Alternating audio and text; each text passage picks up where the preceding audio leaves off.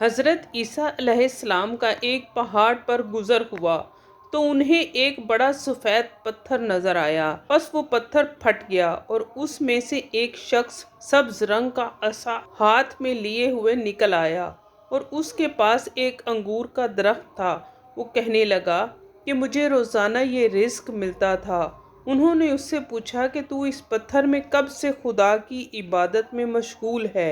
उसने जवाब दिया कि 400 बरस से। हज़रत ईसा अलैहिस्सलाम ने कहा, ए रब्बिल आलमीन, मेरा गुमान है कि आपने इससे अफजल कोई मखलूक न पैदा की होगी। इरशाद हुआ कि जो शख्स उम्मत मोहम्मदी में निस्फ शाबान की रात को 2 रकतें पढ़ लेता है वो इसकी 400 बरस से ज़्यादा इबादत से अफजल है।